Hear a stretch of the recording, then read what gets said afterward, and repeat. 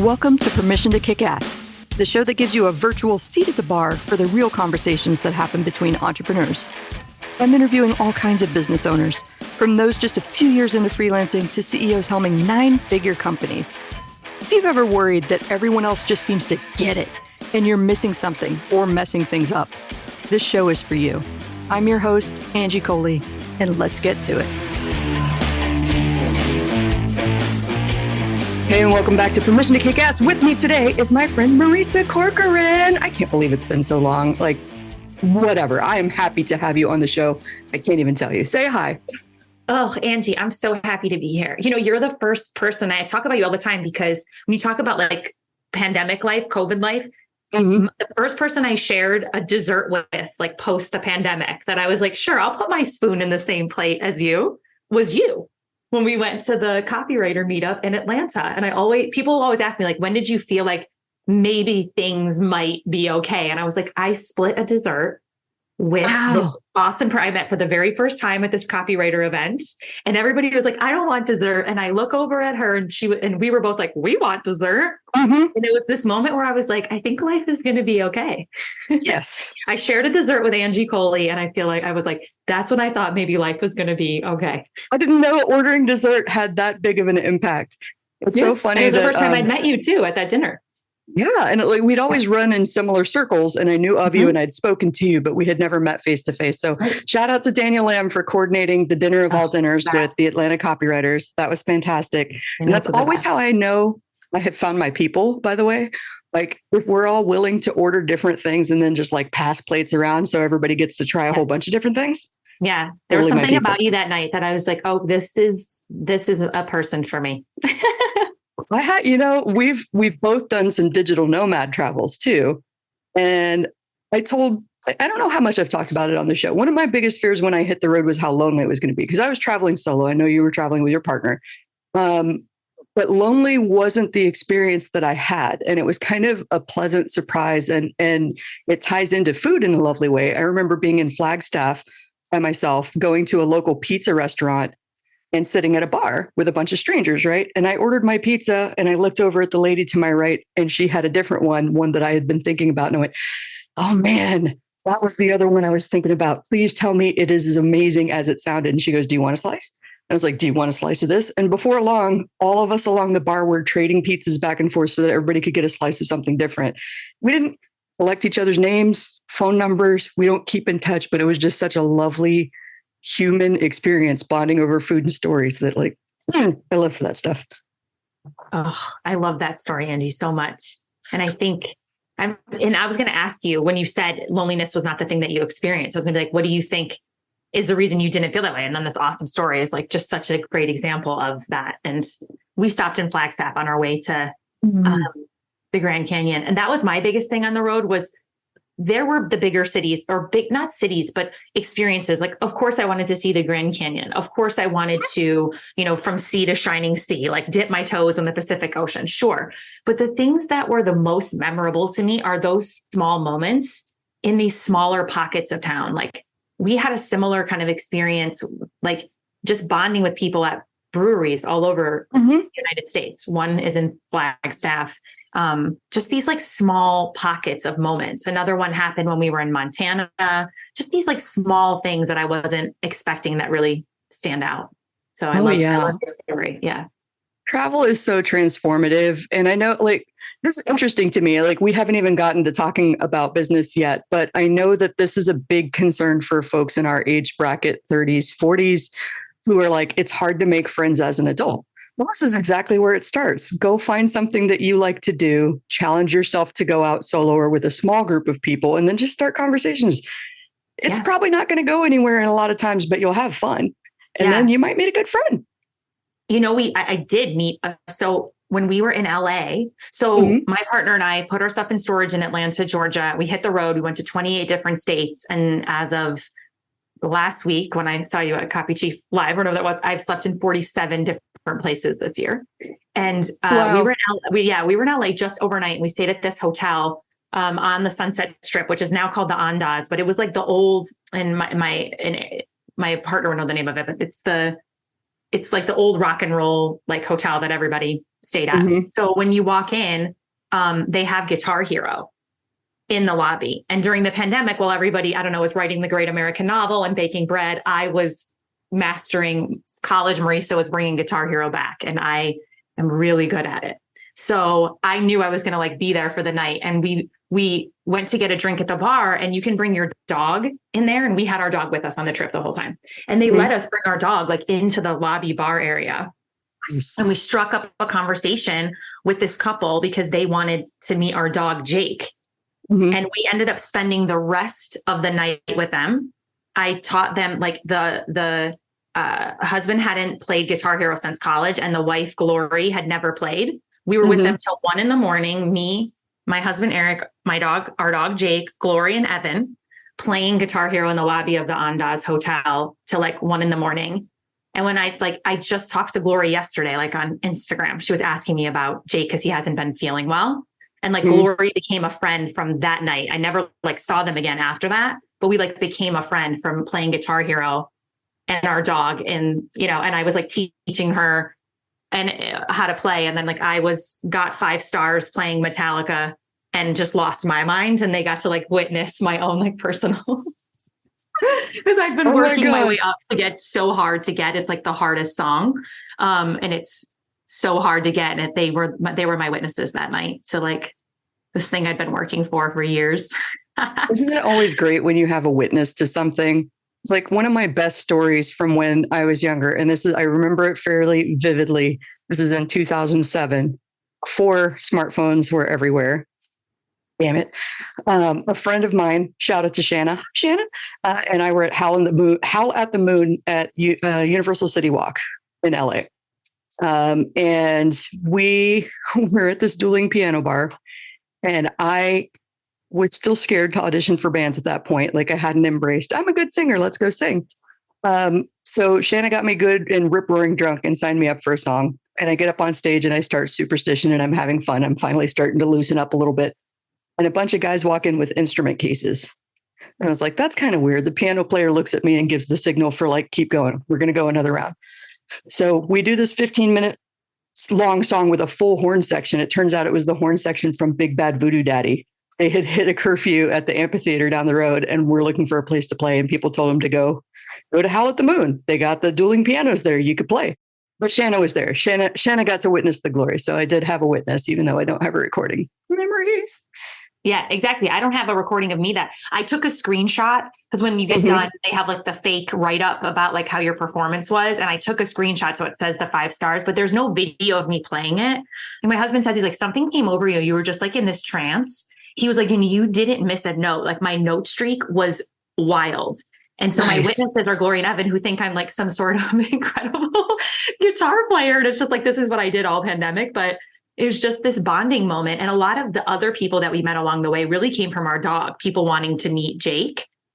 And I can name a couple other people that we don't keep in touch with, like the way that we did with Glory, or the way I am with Glory, but that we met through Jake, or through having a conversation. Somebody that like helped us know what place to book in San Diego came from a bar in Tallahassee, because they saw Jake like in the lobby of that hotel or whatever. So our dog seemed to be like our meet cute for like all of our like road trip, like brief romances with people, you know? So yeah. I had a similar experience with Stella. Granted, you can't take a cat to a whole lot of places for myriad reasons, right? But there were neighborhoods that were relatively quiet that I was able to take her out on her leash and harness for a little walk around the neighborhood.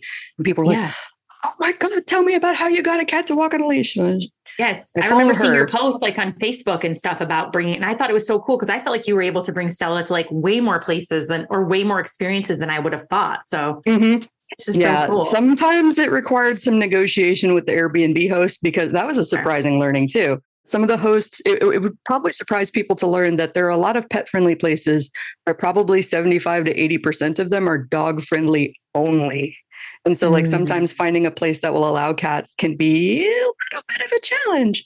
And so thankfully I had a flash of insight when I first started traveling. I asked my very first few Airbnb hosts to specifically mention Stella, and the state of cleanliness and the fact that she hadn't destroyed the place. And from then on, I got every host to say, like, Angie was there. Stella was fantastic. You would never have known that she was there with a cat for 6 weeks. I'm like, yes. That's such a great idea to do that. Because similarly, people, and not so much like with dogs, there were more possibilities. But there were times where maybe there wasn't something available because we didn't always plan ahead where we were going to go stay. Mm-hmm. So a lot of times we would write and I would like say like a little paragraph about Jake, but I should have had people put that in the review. You know, he's a 16-year-old dog that's going to like sit around all day. He has 4 teeth. His tongue hangs out. And that's, and he's like, I don't know if we can do it in the show notes, but I feel like I need pictures of him now because that sounds adorable. Yeah. We turned him into a sticker in the Copy Confidence Society. When you complete like a first piece of core copy, I send you like a really cute, like Copy Confidence Society tote. And I'd asked the community, I wanted to create some stickers, like what you would want. And they gave me a series of like things that I say that people would want. And then we have a thing called the copy stars, and you identify your copy star. So I made stickers of that. And then the other thing they said they wanted was one of Jake. So I had one made, and I actually have it on my, like, you can kind of see him here. It's on my to-do pad. I had a to-do pad made. So that's his little face. So people get this as a sticker. His face with the sun hanging out. That's so cute. And hey, that's a wonderful segue because we've been ranting about travel for quite a bit now. Tell us a little bit about your business. So when I'm not traveling America, while I'm traveling America, I'm still working. And yeah, we support, you know, and I'm sure your audience, so many of your audiences, you know, copy folk, and it's likely you know, but I always say, you know, copy isn't the icing on the cake. It is the cake. It's the butter. It's the gluten-free flour. If you're like me, it's the eggs. It's how all these other things we want to have happen in your business come to life. You want to sell in a way that feels good. You want to call in the right people to sell to. And as a business owner, and that's really who we work with, if you, in order to do those things, you have to know what to say and how to say it. And that's what we help business owners, mainly coaches and creatives, create what we call your uncopyable message and that magnetic copy that supports it inside of our signature program, the Copy Confidence Society, which we just launched for the 10th time this past September. Yeah. Nice. Yeah, I know that's something that I talk about a lot in various business circles that I'm in. And for anybody that's on the newer end of the spectrum, or you're just not familiar with the industry jargon yet, copywriting is basically marketing and advertising, kind of sales writing. It's a specialized branch of writing and creative stuff. But man, I love it because you get the right jingles, the right concepts, the right ads, and you get people's attention. It's like a puzzle piece. I've always loved that. And I have great admiration for people that can teach copy. Like I have a different skill set. I've been a copy chief for a long time, and I can help people who have a decent understanding get better at what they do. But like, I kind of suck at teaching fundamentals. I'm very impatient. Yes. Also, even for myself, because a lot of what I did, I took from my time as an actor. And I realized that like everything that you did on stage was what I was actually doing for my clients when I wrote privately, when I wrote copy. I realized I was really doing this like actor's guide to copy. And then when I started teaching it, it was like, I just kind of knew how to do it. So I hired an online curriculum specialist. So I had run the Copy Confidence Society about 3 times live. And then Cassie came in and worked with me for a year as I ran it again, but now going through every step of the way and really breaking like this, my brain down step by step by step, like in ways that I was like, okay, but really to serve all the different learning styles so that when we transition the society to more of a course and community where it is now today, that people really, it could benefit their learning style. Because at first, like I knew, but how to like explain it. And at first I was always teaching it the way that I learned, which was like, or the way that I learned best, which is just show me an example. Like I just need an example and like swipe copy, like step by steps, my brain. I'm like, I can't. But there's people that doesn't help. So that's what Kathy helped me do, was break it down step by step. And so it's one of the things, rave reviews we get about the society is that people feel like, they're like, oh, this is the first course I actually like went through because it served my learning style. And then they'll like say what that is. That's like different from mine. But at first I'd be like, why? Yeah, of course this is how do you not see that this is what it is? But trying to break that down was a struggle for me at first, for sure. Oh, thank you for sharing that. Because I feel like I've encountered that a lot with people that I've coached or worked with, or just people in the industry in general who hear the message right from the gurus of just create a course, wisdom business, teach what you know online, right? And that's a skill set in and of itself. You hit the nail on the head with so many of us have different learning styles. It wasn't until I started teaching people that I realized that my brain skips a bunch of steps. And not because I'm taking shortcuts, but because it just, the way it works is it automatically finds the fastest, most efficient way to do things. I am a lazy girl at heart. I want to get this done well, but I want to get it done fast and without killing myself in the process. And so when I share my like easy ways with people, I would get the kind of what? Same. Bewildered reaction.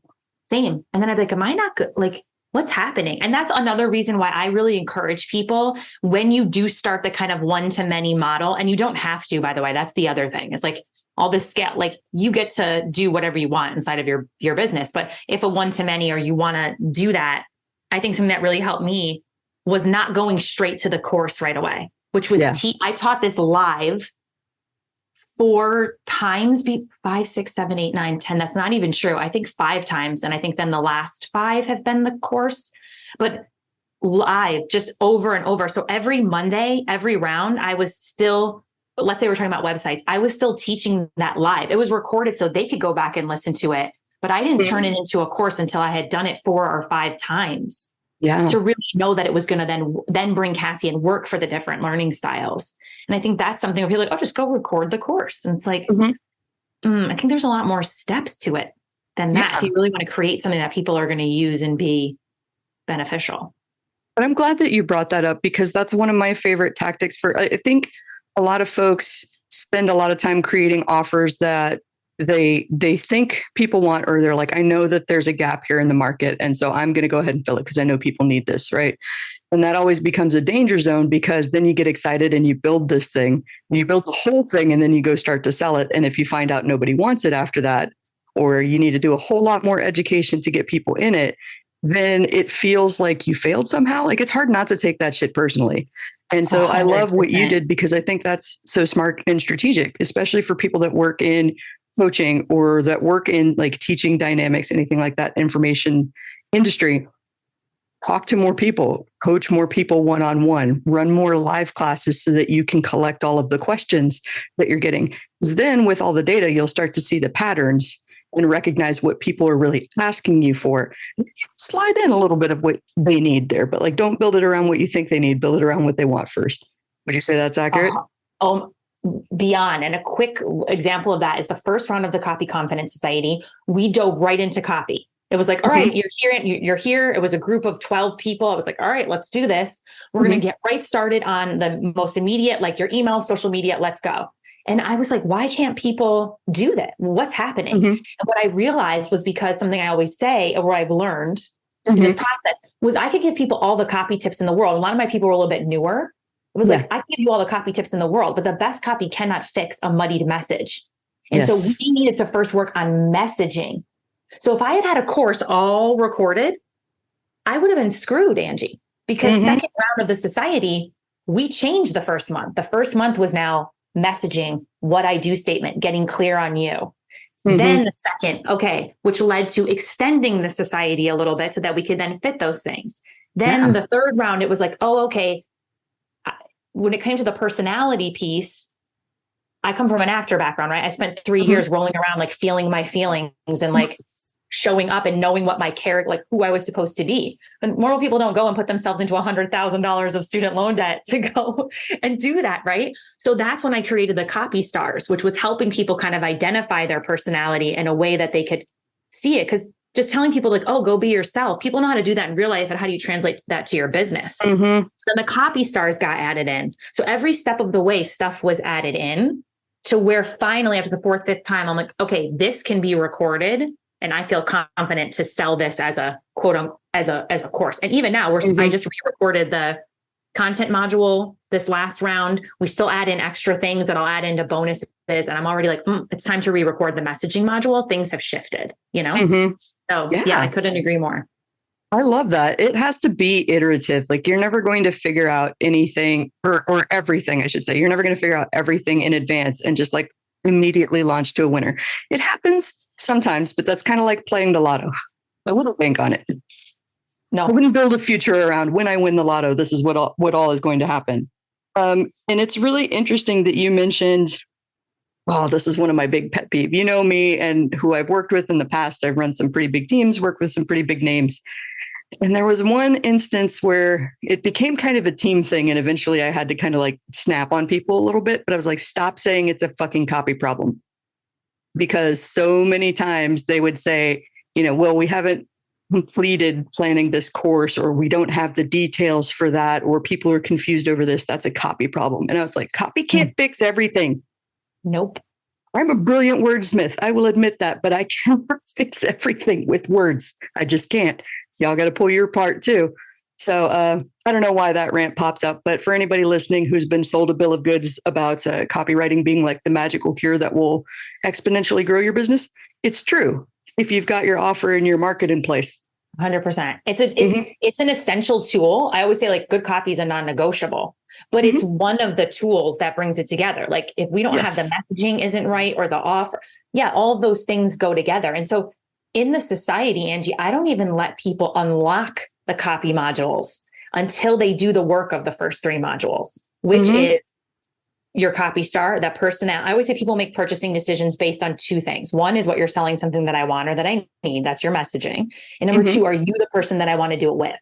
So the first part is where we introduce this concept of the copy stars, call it like your word closet. It's essentially branding, but through the lens of what you do as an actor. I just apply it to business.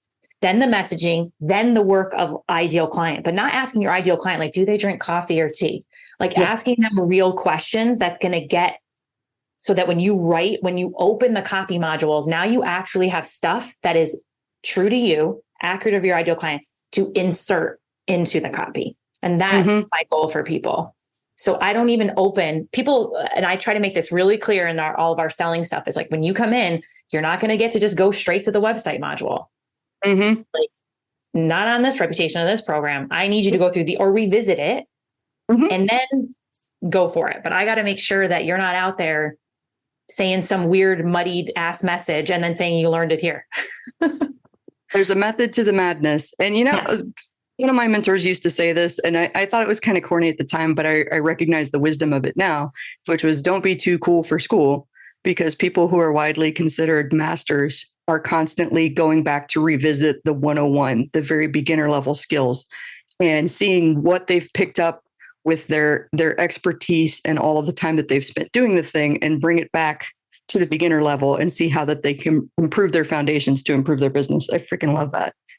And there was another thing that you brought up about personality, because I think a lot of us, I struggle with this too. And I'm arguably an expert at copywriting and messaging. But I remember, and it wasn't too long ago either, after like 13 years in copy, one of my good friends, hi, Jimmy Parent, told me that I I had a bipolar personality. I had 2 different personalities online. He's like, there's teaching you that writes all of your emails. And then there's like fun-loving Angie that's out like in a hot air balloon or doing llama yoga.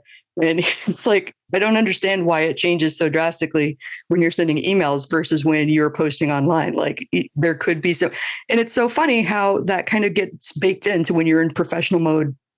Suddenly the personality gets stripped away. It happens to all of us. Yes. Yeah. And this is what I try to tell people, like help people bring together authentically. We're not just doing it to like it, but that there is this like essence of Angie that's being left off the table. Okay. How do we do that? So it's likely inside of the Copy Confidence Society, Angie, we would say you're a strong mix of the nerdtastic leader and the hooker with a heart of gold. Right. I need an immediate profile. I need it. So I'm the hooker with a heart of gold. So I often need to borrow from nerdtastic leaders or from what we call like the relentless cheerleader. But so in your copy, it's like, how do we take the hooker with a heart of gold, like adventure Angie, who's like super direct, fun, like the person that everybody wants to like hang out and do all the fun activities, and bring that into nerdtastic leader, like email Angie. And once people understand that or see it, I never say it's easy because like there's days where I'm like, why are we running our own bit? What are we doing? But it can become quite simple to then. So this is what I have people create. I call it like the you on one page. And it's just reminding yourself of that, of being like, okay, am I leaving the hooker with a heart of gold part of me off the table? If it's intentional for whatever it is, okay, fine. But just to remind myself Yeah. And I often found myself, not a couple years ago, feeling like I had to lean more into like the relentless cheerleader.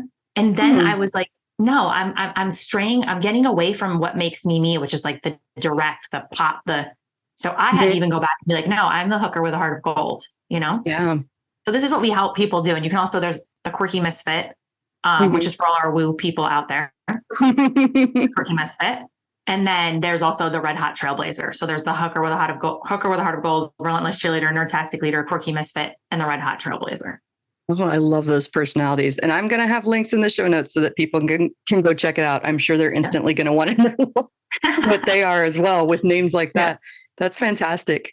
And I have a random question, and then I'll circle back to the other direction that I wanted to go to. But the random question is, have you encountered with people that you work with a certain resistance to leaning into that natural personality and that natural strength?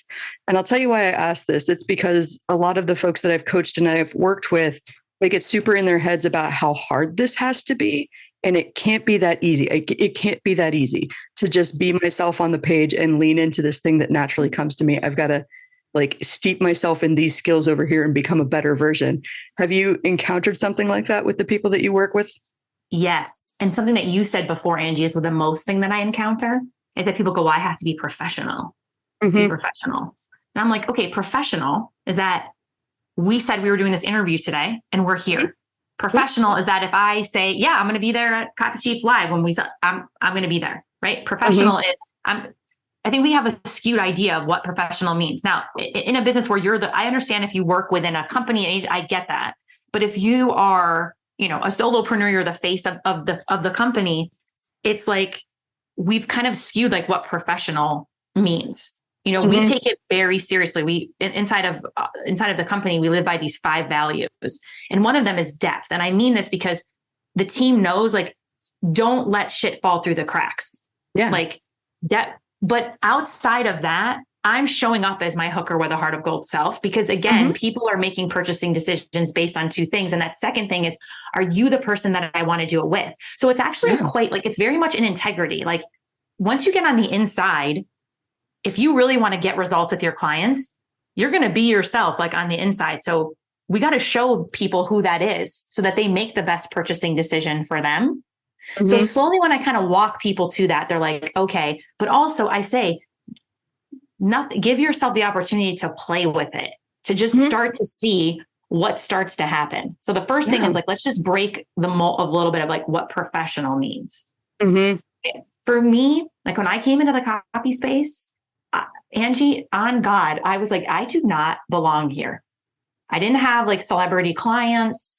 Everybody was sitting around talking about like evergreen funnels and tripwires. And I was like, I guess I got to sit here with my Ann Taylor blazer and just like, and then when I was like, this is not who I am. And that's for me, it also changed how I was, it changed what I was wearing. I'm very much like a costume like how I dress is there. So I was like, okay, enough with this. I like I know I have sleeves on today, but normally I was like, I'm done with sleeves. I'm going to be in my rock t-shirt with my hoop earrings. I'm going to start telling stories about my grandpa, my former life as an actor, my dog, and just see if that starts to bring in the people that I wanted to bring in, and trust that I have the skill set to help them, create the copy that they want to create. And that's where I really started to see things change inside of my business. But even for myself, it wasn't overnight, because I was like, well, is anybody going to take me seriously? Because I was like, oh, these copy people are so serious. I love that. I wrote down a couple of, I wasn't either, but I thought that that's what I had to be. When I fell into copywriting, we're just not going to name it. It was a hyper macho, super competitive cesspool of the internet. And that was where I started to get to know marketers. And I thought it was all about stirring and braggadocio and like all of that stuff, which I mean, somewhat comes naturally to my personality, but like the bragging and the talking about myself is very deeply uncomfortable to me still, been something that I struggle with. So when I found people that I resonated with and went, oh, you can do it differently, I like that. And I still got bogged down in professionalism, because by then I had a corporate copy job and I got that message of like, show up and there's a dress code and all of those things, the expectations that come with that. So, and I think I've told this story on the show before. I certainly told it in Nashville and surprised a few people. I don't know why it's surprising about me to find out that I've been in mosh pit fights, but so yeah, it's I'm not surprised. Well, I hit it, and I remember in 2014, 2015, something like that. I went to an event with some of these online copywriters for the first time. And I was sitting there, like the piercings were out, the tattoos are covered. I'm wearing my blazer at the bar, sipping on my drink. They must have made that drink extra strong because Angie got a little tipsy. And somehow we wound up talking about concerts. And I was telling a story about one of the mosh pit fights I'd been in. And I literally saw people go, what's this?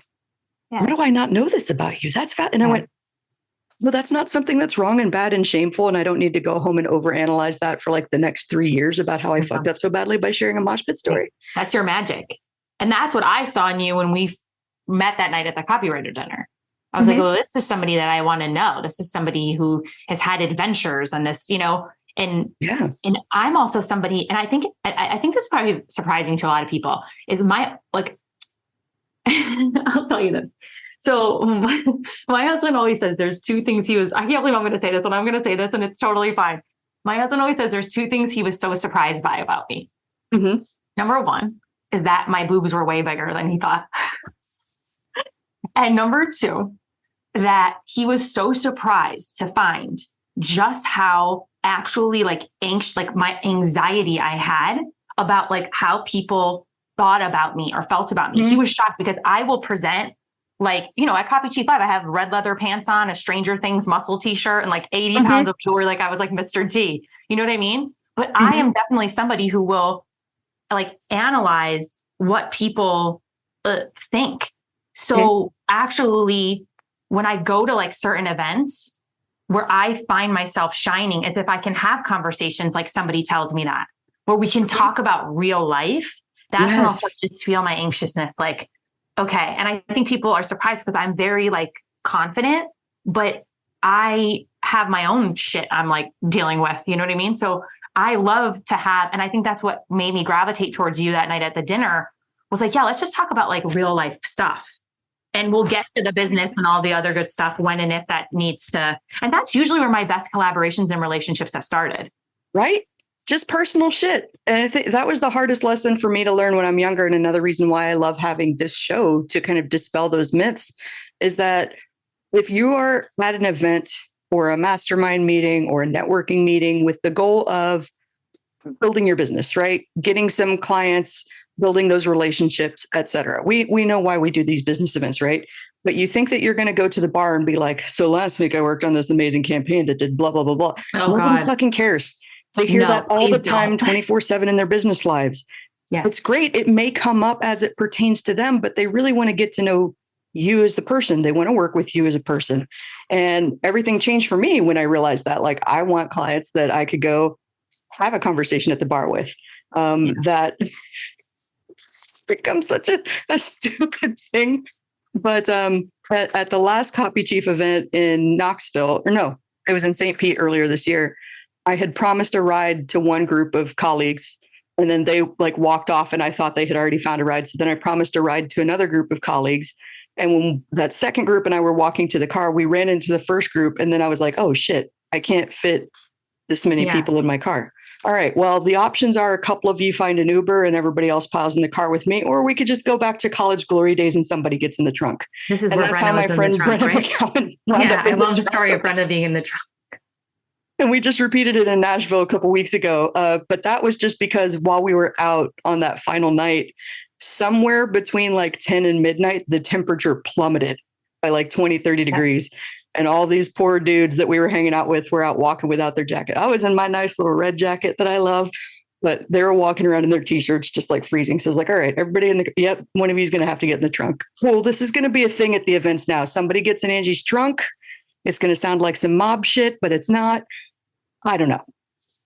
Yeah. But that's how you I always tell people, how do you get people to the 3 R's that they'll remember you, rave about you, or refer you, or all 3. And it's from these things. I've heard the Brenna in the trunk story, so that's the thing. And I don't know if you remember this, Angie, Kevin was saying this at Copy Chief. He was there's those 3 kinds of people. You either walk in with remember it was like the social energy, or somebody had said that, or you walk in. And one of the things he said is that there's that third, and I'm kind of telephone hour in this, but the point of it was like, some people walk in and there are more of those wallflowers. Mm-hmm. So I know that my energy is like, I want to talk about real life, but I know that somebody might not like want to just like approach and do that. So I'm very mindful of like approaching people and being like, hey, so like I sat down at like the VIP dinner at Coffee Cheap, and literally the person sitting next to me, I was like, okay, so I have my red wine. So tell me everything about, tell me everything about you. Mm-hmm. Right. Just like giving space for people to do that. If maybe you are somebody who's a little bit more sociable. Because I know some people might be listening and being like, oh my God, because I'm like such an extrovert. I'm totally recharged. I always say I should never be alone, even to shower, come in and talk to me. You know what I mean? Like just come in the room, but a lot of my friends are those introverts. So me reaching out to a lot of my friends to be like, what's up? How is it going? And I think thinking about that events too, if you are somebody that's a little bit more extroverted and you see that in someone, just being like, hey, I'm so-and-so, like, where did you fly into from today? And just like help create that space for them, for like the non-us in the room. That's such a great piece of advice. Well, and actually, I think a lot of people mistake me for an extrovert. I actually identify as an ambivert. This actually happened. I went to meet some friends in Dallas, and through like a just weird series of miscommunications, I didn't really understand what I was signing up for. So my book coach, we're just going to shout out everybody today, Kathleen Coyle. She's helping me with the go-to-market strategy of my book launch, Permission to Kick Ass. And she reaches out. She's normally in Arizona, but she says, I'm going to be in Dallas, which is just a couple hours drive north of me.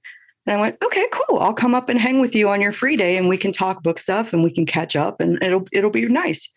So when I get to town, she goes, hey, you should come over to the Airbnb. A few people from our old group that I used to be a part of a mastermind with are here. And so I was like, all right, well, I'll stay in my ratty, sweaty travel clothes, and we'll hang out at the Airbnb for a quiet night with these people that I know. Well, about an hour later, they're like, oh, we're going to go to the Sheraton and we're going to meet with our friends. And I went, a little light started going off, but it wasn't enough to clue me into what I was about to walk into, because my old work wife from Jeff Walker's team had mentioned that she was flying to Dallas a few days prior. And I went, she's probably there for business, but I'm still not connecting the dots. So we show up at the Sheraton, and I see Jeff and John and all of the Launch Club members and all the Plat Plus, all these people that I used to work with when I was on Jeff Walker's team. And everybody's hugging and they're stopping me for selfies. And they're like, oh my God, I didn't know you were going to be here. And I'm like, I didn't know I was going to be there. I would have told a whole lot more people, and I would have spent several days psyching myself up for that. And I think the funny thing was, it was kind of legendary on the team about how I was known for the Irish exit. I would just straight up disappear when I got peopled out. They wound up going to sit down and get a late dinner at a sports bar that was in the hotel. We walked into that sports bar, and it was so freaking loud that I swear you would have seen me standing there like, I don't know what to do with this right now. So I got an Uber and I went and picked up my car and I left. And they asked me about it the next day. They were like, oh, I was so sad that you left. And I was like, I had mentally prepared myself for like a quiet night with 5 people. I had not mentally prepared myself for like 30 people at a screaming bar. Right. I have to prepare myself for these things. Totally.